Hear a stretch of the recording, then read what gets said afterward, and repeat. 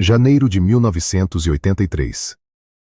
O sol de Brasília não perdoa. Ele queima a pele e a alma. Eu estava lá, na oficina onde o Nelson Piquet passava seus dias antes de virar o Piquet da F1. Mas eu não estava sozinho. A Giulia, minha noiva italiana, mecânica de elite da Ferrari, olhava para aquele cenário com uma mistura de horror e curiosidade. Imagine, ela, acostumada com a limpeza cirúrgica de Maranello, vendo um mecânico brasileiro, sem camisa e suado, consertando um motor de arranque com um pedaço de arame e uma batida de martelo certeira. Vira-lata, isso não vai funcionar. É mecanicamente impossível, ela dizia, gesticulando com as mãos como uma legítima italiana. Mas quando o motor roncou forte, soltando aquela fumaça azulada, ela ficou em silêncio por um longo tempo. Ali, em Taguatinga, ela entendeu o que a Europa nunca ia entender. O brasileiro não corre só com o pé, ele corre com o instinto de sobrevivência. O Nelson estava ali, rindo, desmontando um câmbio só por diversão. Ele dizia: Giulia, se você souber como a peça quebra, você sabe como fazer ela durar um segundo a mais que a do vizinho. Essa filosofia de piloto-engenheiro era o que ia definir a temporada de 1983. O efeito solo tinha sido banido. Agora os carros eram altos, instáveis e dependiam puramente da potência bruta e da mecânica. O Piquet estava no seu elemento. Ele ajudou o Gordon Murray a desenhar a Brabham BT-52 como se fosse um brinquedo de montar. Enquanto as outras equipes reclamavam do regulamento, o Nelson estava na oficina, com a mão na graxa, descobrindo como transformar o motor BMW Turbo em uma arma de guerra. Eu olhava para os dois, o gênio de Brasília e a técnica de Maranello, e percebia que 1983 seria o ano em que a malandragem brasileira ia encontrar a tecnologia alemã para chocar o mundo. No meio daquele verão, o telefone tocou. Era um convite para almoçar no Rio. Do outro lado da mesa, um jovem narrador que estava mudando a cara da televisão brasileira. Galvão Bueno. O Galvão tinha uma energia que parecia não caber no próprio corpo. Ele já tinha feito 1982 e sentido que o Brasil estava pronto para algo maior. Vira-lata, ele disse, apontando o garfo para mim. A F1 não é mais um esporte de nicho. Vai ser uma paixão nacional. E eu preciso de você lá, dentro do box, me contando o que o Piquet comeu no café da manhã e por que o motor da Ferrari está soltando fumaça branca. A proposta era audaciosa, ser o correspondente fixo da Globo na Europa. A Globo estava investindo tudo. Eles queriam que o telespectador sentisse o calor do asfalto. O Galvão falava de uma nova linguagem, de emoção pura, de transformar o piloto em herói dominical. Eu olhei para a Giulia, que estava tentando comer uma feijoada sem se sujar, e percebi que aquele convite era a peça que faltava no nosso quebra-cabeça. Se eu aceitar, Giulia, a gente mora na Itália. Eu cubro as corridas para a Globo e você continua na Ferrari, eu propus. O brilho no olho dela foi a minha resposta. Ali, naquele almoço em Ipanema, nasceu uma era do jornalismo esportivo brasileiro. Eu não seria mais apenas um jornalista de jornal impresso. Eu seria a voz que traria as fofocas e os furos de reportagem para milhões de lares brasileiros. O Galvão me deu um abraço e disse: Prepara o Telex, meu amigo. 83 vai ser um ano de fortes emoções. Mal sabia ele o quanto ele estava certo.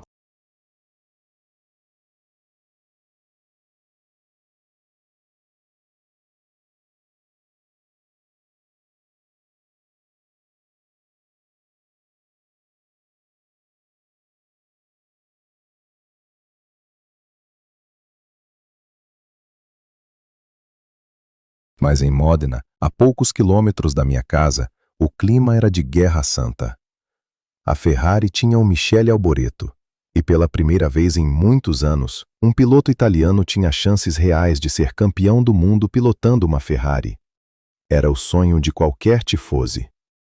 A Giulia trabalhava dia e noite no desenvolvimento do motor 156/85. Ela chegava em casa com as mãos queimadas de óleo quente e os olhos vermelhos de cansaço, contando que o velho Enzo Ferrari estava visitando a oficina pessoalmente todos os dias, cobrando cada parafuso. O Alboreto era um herói nacional. Ele venceu no Canadá e na Alemanha, e a Itália entrou em transe. Eu via os torcedores em Modena pintando as ruas de vermelho e colocando bandeiras nas janelas.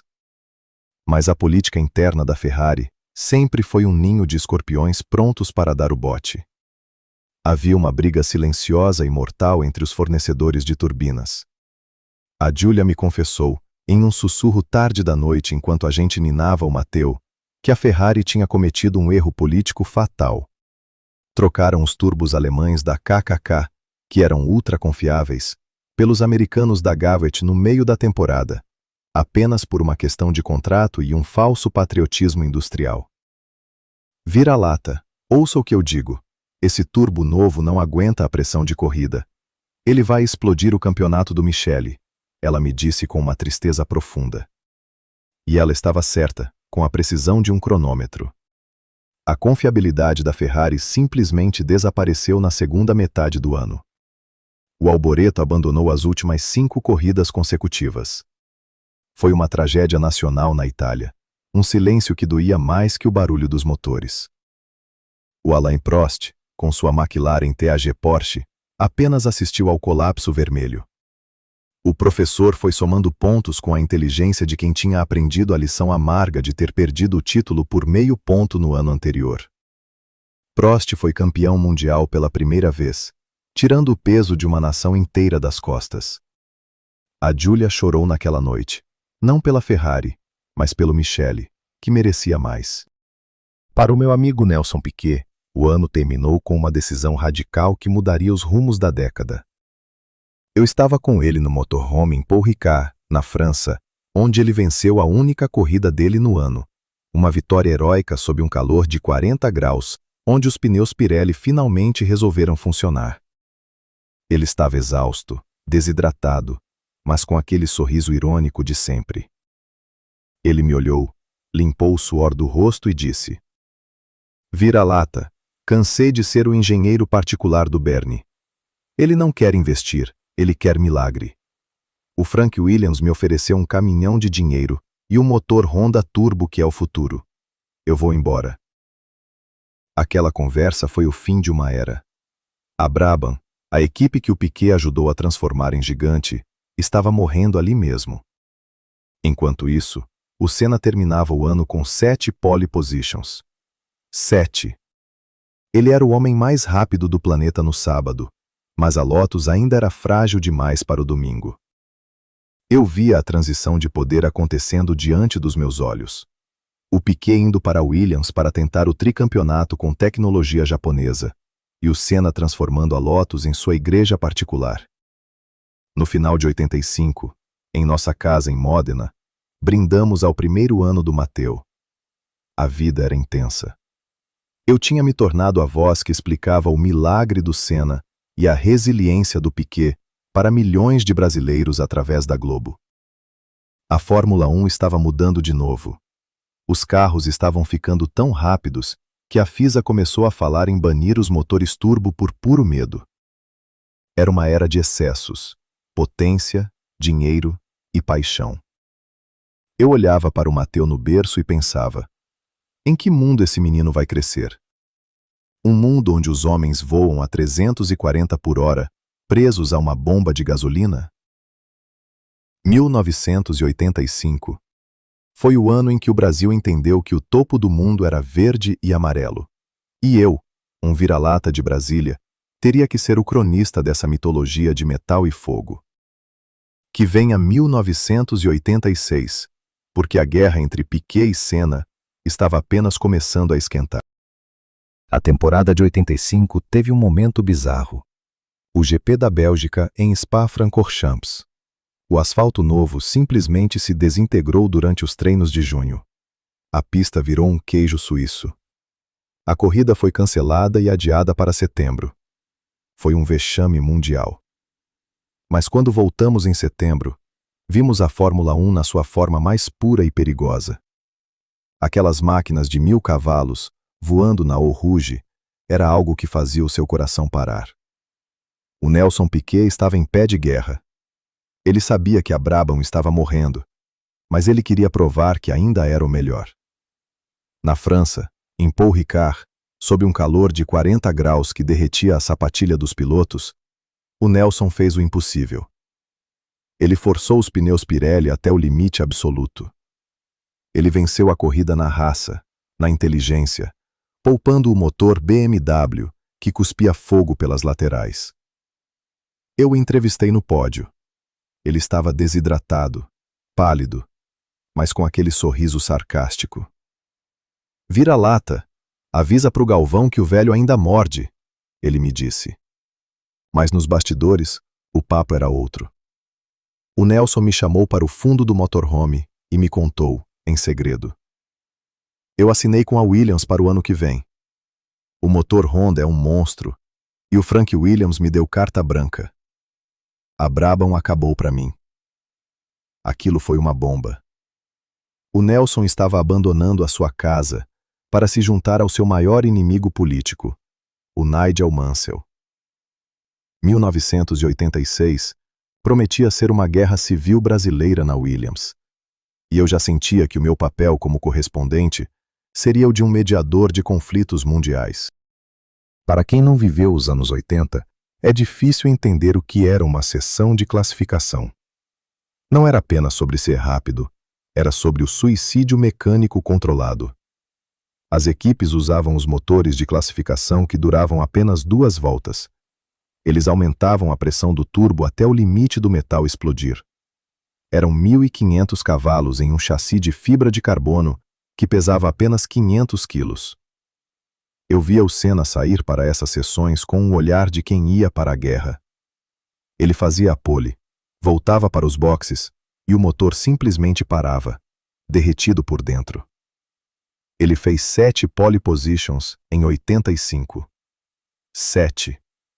Ele era o homem mais rápido do mundo no sábado, mas o vidro da Lotus quebrava no domingo. A Lotus 97T era uma obra de arte, mas o motor Renault Turbo bebia combustível como um navio petroleiro. A Giulia me explicava a física daquela loucura. "Vira-lata.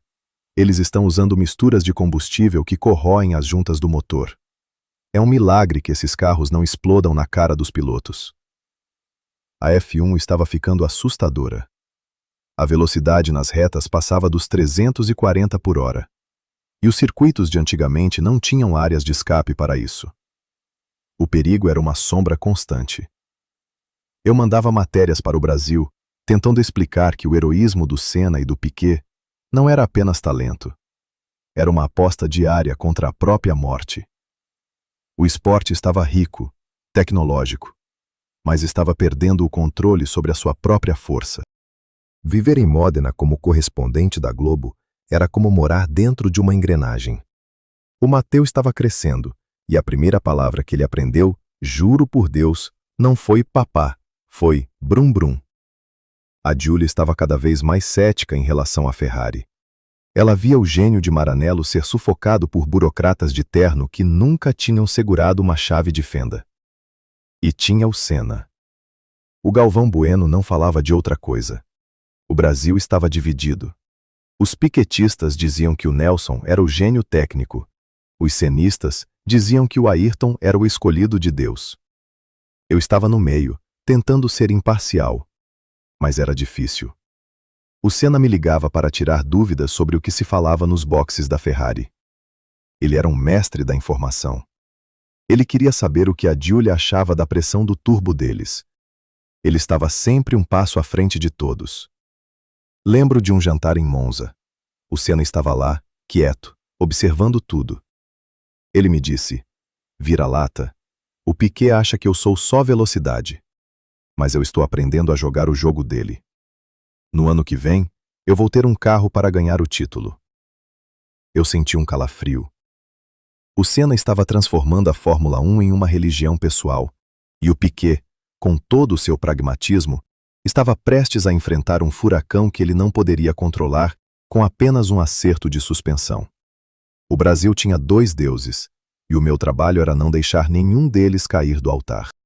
O ano de 1985 terminou com o Alain Prost finalmente coroado. O professor venceu pela lógica, pela paciência e pelo erro dos outros. Mas ninguém sentia que ele era o dono do futuro.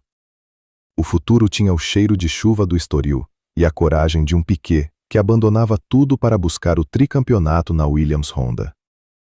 Eu fechei o meu último telex do ano em Adelaide, na Austrália, uma pista de rua nova e vibrante. Olhei para o mar e pensei no Matteo lá em Modena, nos braços da Giulia. O que tínhamos construído era uma vida de nômades da velocidade. Eu era o cronista de uma era que não voltaria mais. Uma era de cavalos de força ilimitados, de turbinas incandescentes e de 2 brasileiros que faziam o mundo inteiro parar no domingo de manhã. 1986 estava chegando. Seria o ano do confronto final. Piquet na Williams contra Mansell, e os dois contra o furacão Senna na Lotus. A Ferrari tentaria se reconstruir das cinzas da traição técnica. E eu estaria lá, com o microfone da Globo, tentando explicar para o Brasil que a Fórmula 1 é o único esporte onde você pode morrer na busca da perfeição e renascer na volta seguinte. Apertem os cintos, porque o que vivemos em 85 foi apenas o aquecimento. O verdadeiro incêndio estava para começar. O ronco de um motor turbo passa em altíssima velocidade e some no horizonte.